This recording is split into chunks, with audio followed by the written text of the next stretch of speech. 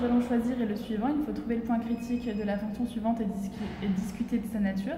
Donc pour cela, nous allons résoudre la dérivée de la fonction et montrer quand est-ce qu'elle est égale à 0, parce que le point critique, c'est quand la dérivée de la fonction est nulle.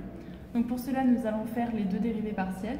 La première dérivée de f par rapport à x, donc elle vaut 2x moins 2, car c'est le terme en x que l'on dérive, donc qui nous donne 2x moins 2, et le terme en y que l'on dérive par rapport à x, sauf que comme y est une constante par rapport à x, sa dérivée donne 0.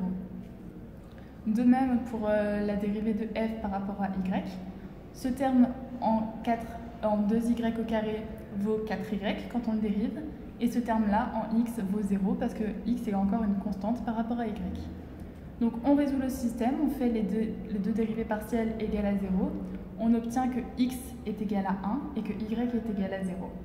Donc le point critique est le suivant, il vaut a de coordonnées 1, 0.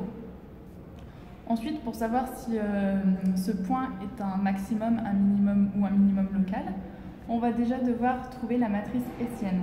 Donc pour cela, il faut calculer plusieurs dérivées partielles, notamment la dérivée seconde par rapport à x.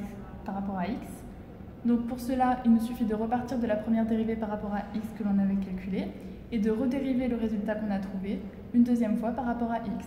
Donc on obtient bien 2, qui vient de 2x. Quand on dérive 2x, on obtient 2. Et ensuite, le moins 2 est une constante, donc on obtient seulement 2. Ensuite, quand on calcule la dérivée seconde de f par rapport à d rond x, d rond y, il suffit de repartir du résultat de d rond f à d rond y. On avait obtenu 4y. Il suffit de dériver ce résultat par rapport à x, sauf comme y est une constante par rapport à x, le résultat vaut 0.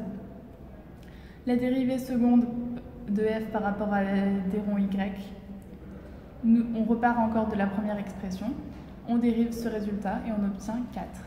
Et enfin, il faut effectuer la même chose pour la dérivée par rapport à y et par rapport à x, la même chose qu'on a effectuée auparavant.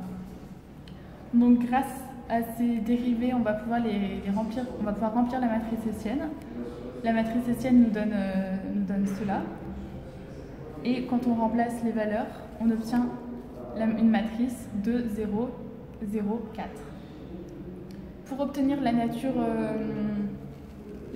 du point critique, on va devoir calculer le déterminant de cette matrice. Donc le déterminant, comme on est dans une matrice carrée de taille 2, on l'obtient en faisant 2 fois 4 moins 0 fois 0. On obtient donc un déterminant qui vaut 8. Ce déterminant est positif. De plus, on a la dérivée seconde par rapport à x qui est positive, puisqu'on a dit auparavant qu'elle valait 2. Quand on combine ces résultats, on obtient que A est un minimum local, car on sait que lorsque le déterminant d'une matrice hessienne est positif et que la dérivée seconde par rapport à x est positive, on obtient un minimum local.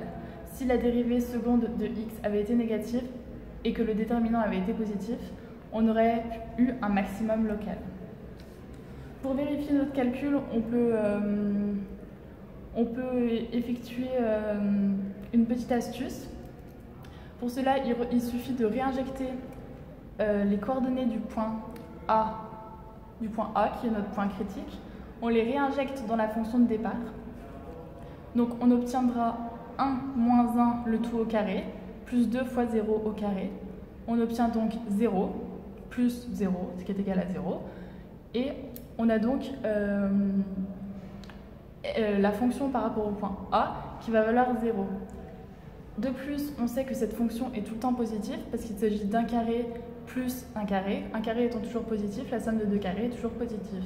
Donc on peut bien retrouver le fait que notre point A, qui est notre point critique, est un minimum local.